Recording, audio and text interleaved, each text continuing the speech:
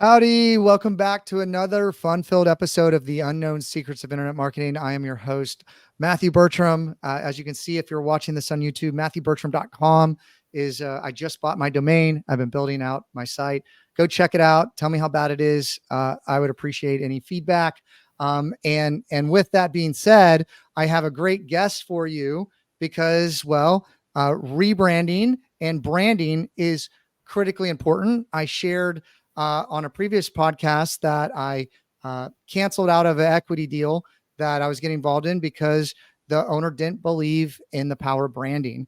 And I just felt like I was operating on a different wavelength and didn't feel that it was a good relationship.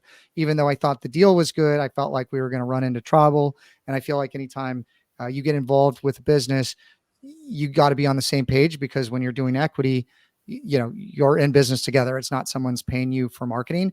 And so that happened, and I thought it'd be good. Buddy Jim, Jim, I say your name wrong. How do you say your last name? I don't want to slaughter it. I apologize. Heininger. He is known as the Rebrand Man, and with Rebranding Experts, and he has worked with a long list of impressive companies. Some of the ones you might have heard of: Blue Cross Blue Shield, McDonald's, Wendy. Sounds like you've done some stuff with Ogilvy. I'm certainly a student of everything that he did, and I believe that the traditional space has started to be cannibalized by the digital space, and I really wanted to get you on and talk through. As a lot of listeners know, our agency went through a rebrand recently, from eWeb Results to EWR Digital. We did the KFC thing, as well as I'm about to rebrand this podcast. And so I thought it was good timing personally to have you on and to review your methodology. And I think that there are a lot of businesses out there with the way the economy is, trying to figure out how can I position myself in the space? How can I cut through the noise with my messaging, my unique selling proposition? How do I compete? And the answer is not always to just go dump a bunch of money in paid ads. Okay. That's not always the answer. And it has to be part of a broader strategy. And it really starts with how you're communicating your value proposition. Right. And so, Jim, thank you so much for coming on. If there's anything more you would like to share to credentialize yourself with your background, it's super impressive. I would love to kind of set the table for the conversation. Oh, thank you, Matthew. I lead the Rebranding Experts. We've been in business about 8 years now, and focus solely on rebranding organizations. That's all we do. And we developed a methodology that you talked about that's kind of the end-to-end process for how an organization should do it successfully. So that's my background. Awesome. So let's cater this conversation. Maybe we can even break it into two parts. We can say one part specifically talking to, let's say, small business owners, or even marketers working with small businesses, because sometimes they're running campaigns, or they're doing SEO, or they're doing, social media and digital PR is quite big. But man, you got to have your branding on point. Okay. You got to have your target persona. You need to speak, your messaging needs to be there. There's a lot of things that go into that. And then maybe talk to maybe bigger organizations. They could be direct to consumer, or even B2B organizations. A lot of people that have started to listen to me are in a B2B setting, and they're two different animals. And bigger companies can do more things than smaller companies, right? And I think a lot of times the smaller companies say, we don't have the money for a rebrand. Why should we rebrand? What should we do? So let's start the conversation with, who should rebrand and why? Yeah, so good place to start. And I'm actually even going to back it up a little bit, just to kind of make sure I have my perspective of what a brand and what a rebrand is. So, people oftentimes think that their brand is just their name and their logo, and that represents them out in the business world. It's so much more than that. Your brand is the total collection of experiences that someone has with your organization. So it has to do with, when they pick up the phone and call customer service, how they're treated.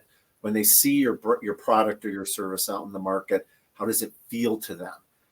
And so we look at it from that very kind of broader perspective of all those pieces need to be put together to really create a brand in people's minds. And remember, the brand is up in their minds. It's how they perceive you, but you can influence it through all the marketing that we're talking about. So if you think about what is a rebrand is standing up an entirely new brand. It's orchestrating an overhaul of what your brand is out in the marketplace, and everything from that name and that logo to to a customer service approach. How people are treated. How do you deliver on the online experience? How does it make them feel, right? People buy Yeah. based on emotions. People associate with brands. People connect, and they buy because of the way it makes them feel, right? Absolutely. I think that's really what it comes down to. Absolutely. So then now to the question of why would somebody rebrand? We kind of look at it as there's two buckets of reasons that you would rebrand. Oftentimes you need to rebrand. You've acquired a company, you've gone through an acquisition, you're merging two companies, or you've run into issues that could be kind of crisis related, that you're needing to leave that old brand behind and start a new one. So those are kind of structural reasons why you would rebrand. The other bucket is opportunity.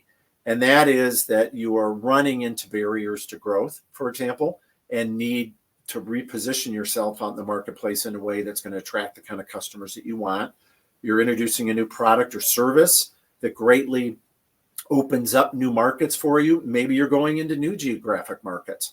But it's a very strategic growth kind of opportunity that you're wanting to rebrand the organization to enable you to go out, face forward into the future, and be able to grow your business in the way you want it to. So need or opportunity are really the two reasons people rebrand. I love that. I think that, a perfect example of maybe someone listening is like, I want to get more enterprise level clients.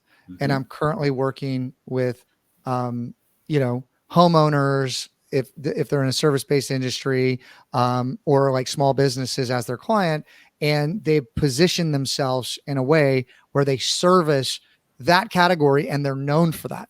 And like, how much can you pour in to change the conversation to inch towards what you're trying to do, versus how about we create a new brand to target that can create that message from the beginning of what we need to do and where we need to go. And I like the things that you said. I'm dealing with a couple companies that just made an acquisition, right? And they're like, okay, we have different brands. Do we merge them? Do we keep them separate? Do we create a whole new brand? Like what are we doing? How do we approach? It's really like almost not a full go-to-market strategy, but it's a go-to-market strategy of how, people are going to view us and how we want to be viewed, and what is our value proposition to get that message tight and aligned well. Absolutely. Yeah. You often find in smaller companies or companies where there was an entrepreneurial founding of it, that they didn't spend as much time on developing their brand as they did building the business basics so that they could scale it. And now they're several years into operation, and they look back at that brand and say, okay, that really is not representing us well, or we've grown and we're offering more services or products than what that original name that we came up with defined. That's when you need to rebrand. That's when you need to reposition yourself in the marketplace. Man, I hear this in terms a lot with clients that start looking at their website. Hey, I need a new website. It was built 5 years ago, whatever. And all the case studies or all the information on it's just old. It's not who they are anymore. The website should be constantly maintained and updated and revalued when you're doing that. So I hear it a lot in that context. Now, just one more kind of definitional thing before we get into it is a brand refresh, right? Is also another thing that people talk about a lot. Where is the line between a brand refresh and a rebrand? And I'm even going to put into the definition there repositioning, because that's I kind of like in the that. middle of those two. Yeah, So I like a brand refresh is, we view that as kind of it's a facelift. It's a visual makeover of the company that you would use in your marketing efforts. It's perhaps a new logo, a new color palette, maybe some new language that you're going to use to go out and position yourself. When Pepsi puts a new logo on their can, that's a refresh. That's not a rebrand. That's a refresh, because the brand is still the same. It's just the visual presentation of it that's going to be different. Now, in the middle, you've got repositioning, which kind of goes to that point of expanding your marketplace, new customer base, that you're wanting to market to in a way that you haven't in the past. And you're needing to reposition your company to make it fit their needs, or to show how you can meet their needs. But it doesn't change the name of the company, and it doesn't change the DNA of the company. It's pretty much the same company, but you're just kind of repositioning yourself to a new or broader audience. A rebrand is all those things pulled together, where you are actually kind of go in and change the DNA of your organization. You're going to put a new name out there, leave the past behind, and do all that repositioning and refresh as part of it. So it's the comprehensive overhaul of your brand to be able to go into the future in a new way. Now, rebrands, and we've gone through one that I've been through internally here, is a lot of work. Okay. Yeah. So what are the things that someone needs to consider if they're listening to this show and say, okay, like maybe I need a rebrand? Like, how should they be looking at it? And then also, coupled with that, I think it's really important for you to talk about some of the greatest challenges, because I don't think, now you need to have an expert. I think you need to have a facilitator and someone guiding you like yourself. But man, like, it's not easy. It's a lot of work depending on where the layers are, and make sure that what you're doing, where you're going to end up, you need to make sure that's aligned on the beginning. And that's where you need the most help, because if you don't know what you want to be when your brand grows up or whatever, then you could get into a lot of trouble, and you could do a lot of work, and that work could be put somewhere else or doing something more productive for the company. So you got to make sure that this is a right fit for you. And then you need to make sure you're aligned with what your goals are. And also you need to have somebody that's done it before that keeps you out of the ditch. Yeah, no, I greatly appreciate that support. So and the very first question that we start out with in any engagement is why? Why are we doing this? What are we hoping to achieve? Because that becomes your reason for, as you progress down the journey, to keep reminding people and informing people is why you're doing this rebrand. It needs to be super clear. We break the methodology up into about 4 different parts. And the first is really discovering what that new brand is going to be. And so based upon your research, based upon your understanding of stakeholders and how they perceive the company, your vision, your future of where you're wanting to go and how you're wanting to expand the business, we articulate that new brand. So that articulation is the first step to make sure that everyone is comfortable and aligned behind that, especially leadership, because they're going to have to embody that new brand as you go down this journey a little bit further. Then you've got that whole kind of alignment piece behind it, where you're making sure that your internal organization is in support of what that new brand is, and making sure that every employee can tell the new story, that they know how to represent the new brand, that HR is brought into the equation to make sure that their whole recruiting of people is for the new brand, and that their performance management of people supports that new brand. So making sure all those pieces are in place while you're doing the update of the brand behind the scenes. So all your website, all your marketing materials, your signage, if you have locations out in the public, uniforms, a variety of different materials and pieces that need to be updated, so that when you go to launch that new brand and activate it in the marketplace, everything looks seamless, and that you present it in one single, go-to-market day, or you launch the new brand, customers see it unveiled, the new website goes live, the new behaviors that your employees are going to display, are activated on that particular day. And that kind of sequencing of it, of making sure that you've got every step checked off before you go to market with it, is critically important. What are some of the biggest challenges to your questions? Well, first of all, it's getting leadership support and making sure leadership is aligned behind it, because if they're not, if in deciding what that new brand is, they're going to keep questioning it, and you want them to have ownership of it from the start and have a piece and stake in it, so that they then can focus their energies on encouraging employees and conveying it to customers when the time is right. Most people don't understand the complexity of it, which is why we built this methodology that has all these different steps that we follow in it to make sure it's done properly. Sometimes we get clients that will come in and want to jump to, further down the road, and we say, we're not doing that. We're going to go back and do it right. That's why you came to us, is, because we're experienced in this. We're going to do it right so that you don't find yourself later having holes or gaps in this new brand and not being able to deliver it successfully.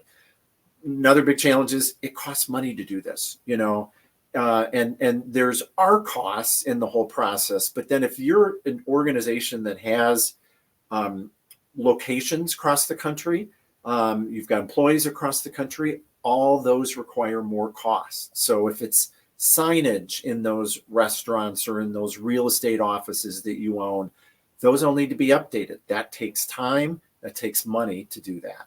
Uniforms for people. If you have vehicles out there, if you're an airline rebranding, every plane has to be repainted. So you've got to account for that in your overall timeline and in your cost and your investment in the whole effort. So those tend to be the biggest challenges, is leadership support, time, energy, because of the complexity of it, and then the costs. So question for you on the quantitative side. Okay. Like you talked about some big brands, and you've worked with some big brands. Like when they're thinking about doing a rebrand, and you're talking about, okay, airline. Okay. I mean, like that's a lot of, assets that have to be repainted or color scheme change or whatever. Mm-hmm. When they're doing like a cash outlay, right, of like what this is going to cost versus the market opportunity of what they're going after, how are they figuring it out, and how is it getting past like the financial team? Like what do those models look like to project that, to say this should bring us in X amount if we do all this? Like, or can you just speak to that in some way? Cause I'm just curious how those conversations are going. Yeah, which is why you don't see major companies with a lot of trucks on the road or planes on the road or, locations rebranding that frequently, because if you do it right, it should last you a period of time. Mm-hmm. And you don't want to encounter those kind of costs if it's not necessary. So, a lot of those kind of things can be amortized, which is what makes the financial people happy. If it's any kind of hard asset that's got to, needs to be remade. But it goes back to that original question of why are we doing this, and making sure the financial people are in on that discussion so that they see what, that there's an overriding rationale for doing this, that then they can base their financial projections on and their, handling of the costs.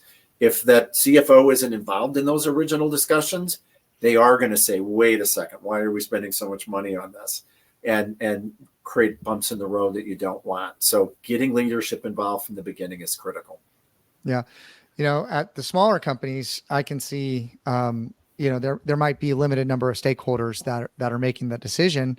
And what I see on the campaign side of things, right? Because like a campaign could be like a smaller rebrand or a messaging and targeting that you're testing out. Mm-hmm. Man, I see a lot of times there's campaigns out there that are absolutely working fantastic, right? Based on the sales cycle, based on bringing on new customers, like it's working. And then you know what? Leadership's just like, we need something new. We need something fresh. I am sick of looking at it. And I think that, that's where data comes in, and going back to like, okay, why are we trying to do this? What are we trying to do this? And getting that quantitative piece to focus on, okay, like here's the new market. If we go into this market and we position ourselves this way, and we run these ads, and we can predict out kind of what that's going to look like to capture that revenue, then you have a strong business case that you can hand to somebody. Right. I wanted to see if you'd be willing to share any of the case studies for some of these bigger brands of things that you've done for them, and kind of talk through it, like presenting the case study of like what the problem was, why, hey, rebranding, we thought to do this, what you looked at, what you did, and like the results. I don't know if there's any of those you can share. I'd love to go through some of that so people can kind of see the methodology and how it works. Right. So, one project that's currently in process that kind of really demonstrates why a company would rebrand is a credit union. If you think of credit unions, they were all originally named for whatever employee group that they supported, the teachers or the employees of a particular business in a town, and they established that and they're named after that. Well, that's not going to attract any new customers that don't work for that company. So as they try to serve more, offer more financial services to a broader group, or they're wanting to expand into different geographics, they need a new name. They need an orientation of their service and their products that meet the needs of all your banking type customers, as opposed to just the ones of that particular employer that started them. So that's an example of one that we work that I think people can clearly understand.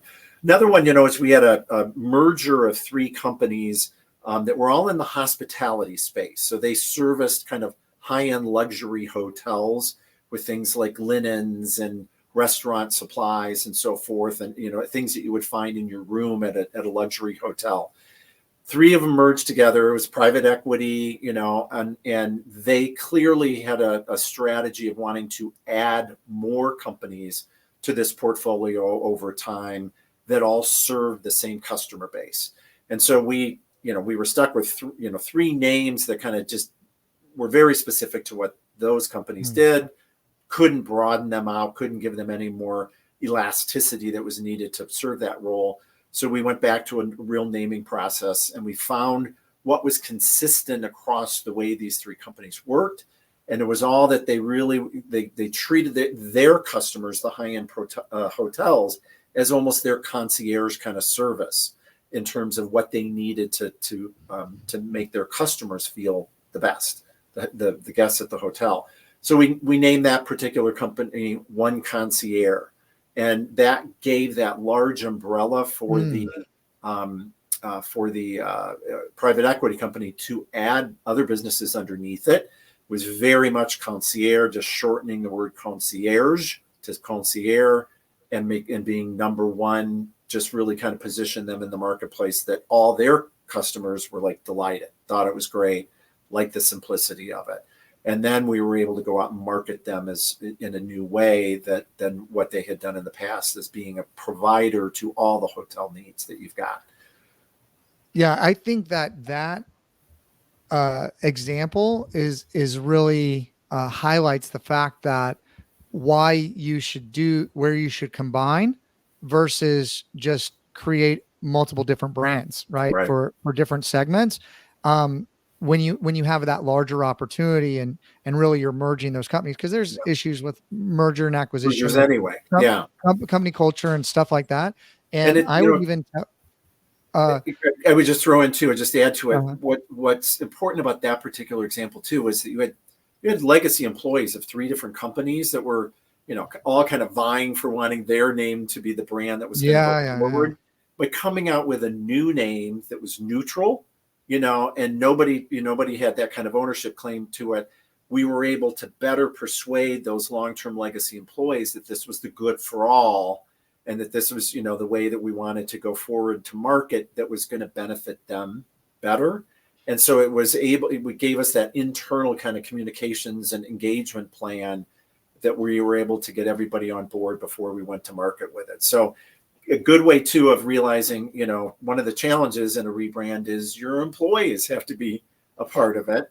And if you're changing a name for somebody that, somebody's worked there 40 years, they suddenly feel like, well, what was all that 40 years for? What kind of equity have I built?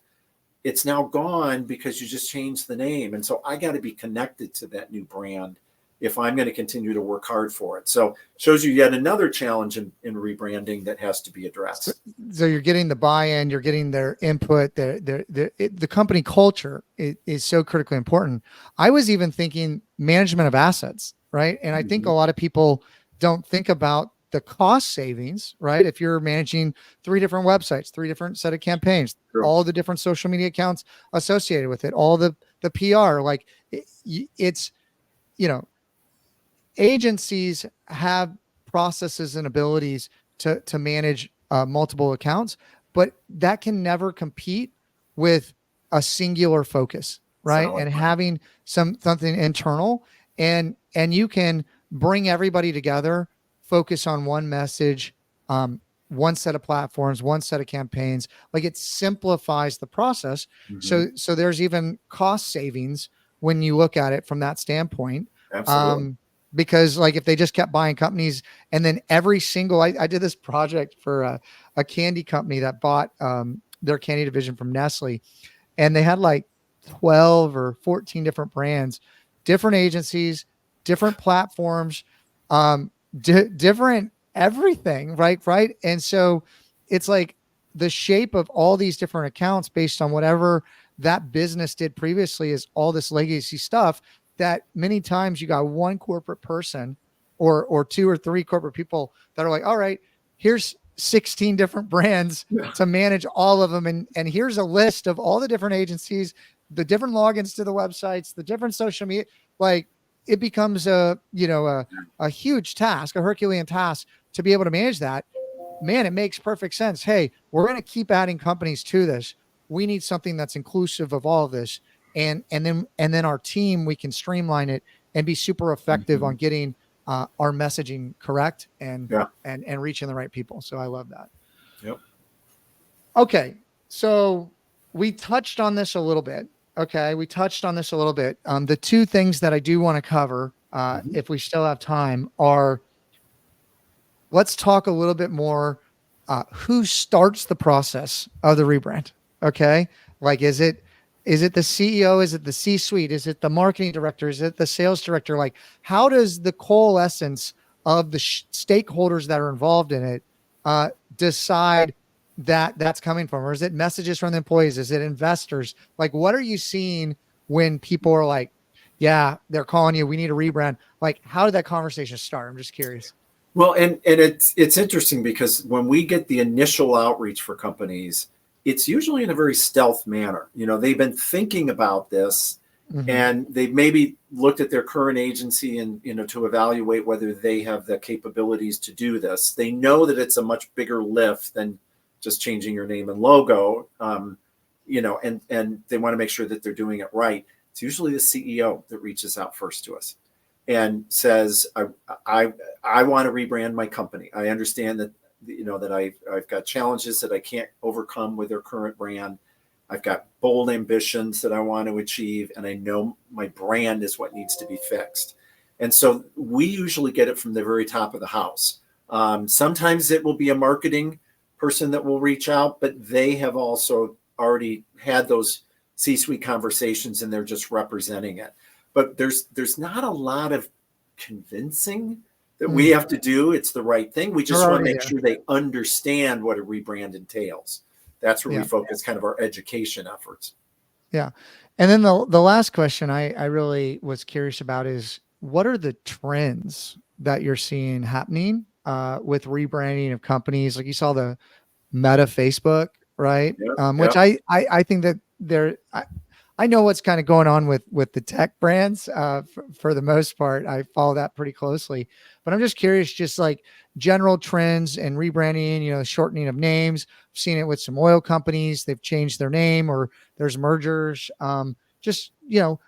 You have a broad perspective of kind of what's happening. What are the things that you're seeing as it relates to that? And then if you could couple that at the end with maybe any trends that you're seeing on brand promotion, brand building, as it involves with digital marketing. We have a lot of listeners that are very strong digital marketers or work with a lot of different companies to try to get them into the right mindset of what they should be looking at, what they're seeing from your perspective? So some of the different trends, and first of all, one of the things I always kind of start with is the misuse of the term rebranding. You always see people saying, "Oh, we're rebranding." Well, they just changed slightly their logo or something like that, refreshed it. That's not a rebrand. They use the term rebrand because it attracts more attention than to say you refreshed it. So that's one of the trends that we wish would stop. This time of year, you always see a lot of higher education institutions rebranding. University of Tampa that went by UT just said we're going to change our brand and make it U Tampa now, because UT can be confused with Texas. I love Southwest Texas to Texas State. Okay. I mean, like, you don't want to be a directional school, I think is kind of the trend. Yeah. Yeah. So you see a lot of those, and right now, just because of timing and the fall start of school season and so forth. One of the biggest trends is the shortening of names. It's realizing that people, when they originally created their brand, added so much descriptive language to it that to kind of establish themselves in their market, and they don't need that anymore, and they're able to shed that now. Campbell Soup is just the latest example of that. They're dropping soup from their formal name, and they're just going to be Campbell's. And it's a way of not letting your name define you too tightly, but you simplifying it so you can broaden out and you can be appreciated for more things. Dunkin' Donuts did the same things. We still are kind of puzzled a little bit by why Weight Watchers went to WW several years ago and then changed back to Weight Watchers. They're now using Weight Watchers. You don't see WW anymore. It was just kind of an odd rebrand. I don't think it wasn't in consumers' best interest. It was in what they thought was their best interest. It just doesn't make sense. And so they're back to Weight Watchers again. So the shortening of names, and, because everybody likes one word names anymore too. It looks good on a tile on a smartphone. It's just easier to remember than a whole bunch of different names. The spinning off of companies, Kellanova is the latest. It was a Kellogg spinoff, and now it's being acquired by Mars, because it's such a nice tight positioning and financially successful business. So breaking companies up and that rebranding of different divisions into standalone companies, but keeping a little bit of the heritage link to the original brand is a trend that we're seeing as well too. So when it comes to that whole digital piece, whenever you introduce a new brand and you rebrand, you have to change up your website as well too, and all your digital marketing. And that's a very kind of complex process. And I'm not the real expert on it, but I know from our team that, you really have to look at the advanced work that needs to be done to make sure that you've got everything in place to design the new website that's going to then be able to launch. And that kind of migration effort is critically important to make sure that you don't lose traffic in the process. And if anything, you're opening the doors to be able to attract new customers that you never had in the past. I think that's it's a big piece of anything, is how do you appeal to more people on that digital platform? How do you make sure that those folks that, that you need for your ambitious growth plans are being attracted to the brand, that there's the digital hooks that are going to pull you into that. Love it. I would just double down on the migration effort. I have seen very sad stories of companies that have rebranded or changed their domain and have not mapped correctly the migration of all the work that they've done online, mapping back to it with 301s and how they're transferring over the website. And that carry forward needs to happen, or you could just destroy so much work. Yeah. And, Google is not as forgiving as it used to be with the proliferation of information. All right, Jim, I know we're getting to time here to wrap up. Jim, the Rebrand Man. I love it with Rebranding Experts. Jim, how do people get in touch with you if they want to hear more, or if they're looking to rebrand, refresh, or redesign their entire brand for their organization? So website is rebrandingexperts.com. You can reach me at jim@rebrandingexperts.com. Also follow us on LinkedIn too, because we do post and share a lot of content on there that we write for Forbes about all the different, challenges and pieces of the rebranding process. So would look forward to hearing from anybody. Awesome. And if you've stayed around to this point and you are enjoying this kind of topics, please leave me a review. Let me know. Please subscribe and follow. It really helps the algorithm, and I can get better guests and more people. Jim, I love having you on. I was excited to get you on. I think a lot of people going into the end of the year are looking to rebrand their company and are on the fence about it. So I really wanted to get you on. So thanks so much for making time. Until next time, everybody. Bye-bye for now.